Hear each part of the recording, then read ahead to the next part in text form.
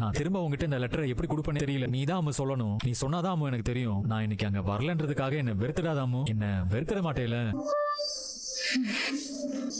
தனியா இருக்கும்போது யார் மனசையும் கஷ்டப்படுத்த கூடாதுன்னு மனசாட்சியோட யோசிச்சு இவ்வளவு நல்லவனா இருக்கியே. உன்ன மாதிரி ஒருத்தனை அம்மு எப்படி சின்ன தம்பி வெறுப்பா? சொன்ன பரிகாரத்தை சரியா பண்ணுங்க, நல்லதே நடக்கும். ஆண்டவனை வேண்டிக்கிட்டு கிளம்புங்க. சரிங்க சார், நான் கிளம்புறேன். சரிம்மா, போயிட்டு வாங்க.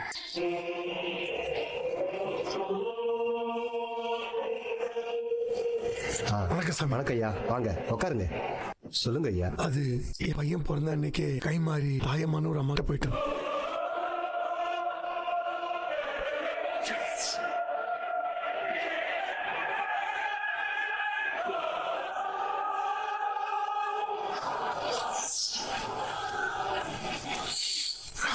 சாமி, என் பையன் உசுரோடு இருக்கான்னு தெரிஞ்ச நாள்ல இருந்து அந்த தாயமாவை தேடி ஊரா அலைஞ்சிட்டு இருக்கேன்.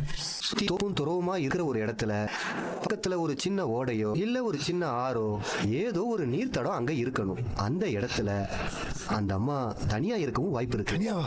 அப்ப என் பையன்? உங்க பையனுக்கு ஆயுசு கிட்டியா. உங்களுக்கு அந்த பயம் வேண்டாம். உங்க பிள்ளைக்கு 27 வயசு ஆகுதுல்ல. அந்த அம்மா அவனை படிக்க வச்சு ஏதோ ஒரு உத்தியோகத்துல இருக்கலாம், வெளியூர்ல வேலை பார்க்கலாம், இல்ல வெளிநாட்டுக்கே போயிருக்கலாம். என்ன சாமி சொல்றீங்க?